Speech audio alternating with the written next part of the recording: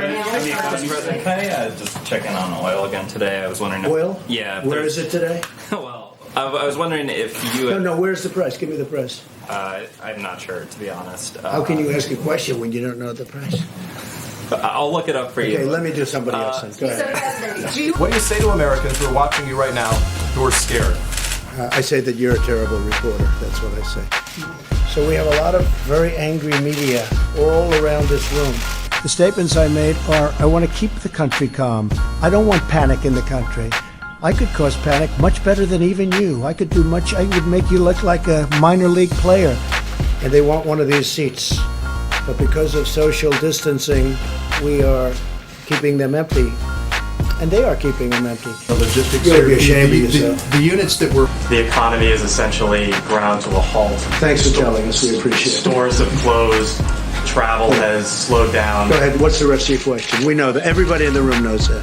Will there ever be a time when all of those really angry people who don't like me much to start off with, but now they really don't like me? And instead of asking a nasty, snarky question like that, you should ask a real question. He said that impeachment diverted the attention of the government. Do you think that in any way, this was happening and building at the same time, did it divert your attention or your team's attention or the Vice President's attention? Well, I don't like to think I did. I think I handled it very well, but I guess it probably did. I mean, I got impeached. I think, I certainly devoted a little time to thinking about it, right? Will there ever be a time when these seats are full to the brim like it used to be, where people are almost sitting on each other's lap? You gotta be ashamed of yourself. The American people are looking for answers and they're looking for hope. And you're doing sensationalism, and the same with NBC and Comcast. I don't call it Comcast, I call it Concast. Saturday, had a little low-grade fever. So, actually, probably a GI thing. But I'm meticulous. I got a test late Saturday night, and I'm negative. I stayed home another day just... That's really bad reporting. And you ought to get back to reporting instead of sensationalism. Let's see if it works. It might and it might not. I happen to feel good about it, but who knows? I've been right a lot. Let's see what happens. Tested positive for members of Congress are now being tested positive for coronavirus, and you have almost 24 who are self-quarantining. Do you have any guidance for Congress? Should they? I know all of them, and I don't know if they're sitting like you people are sitting. You're actually sitting too close. We should probably get rid of about another 75-80% of you. I'll have just 2 or 3 that I like in this room. I think that's a great way of doing it. But you're actually much too close. You should leave immediately. I called for a ban from people coming in from China long before anybody thought it was. In fact, it was your network. I believe they called me a racist because I did that.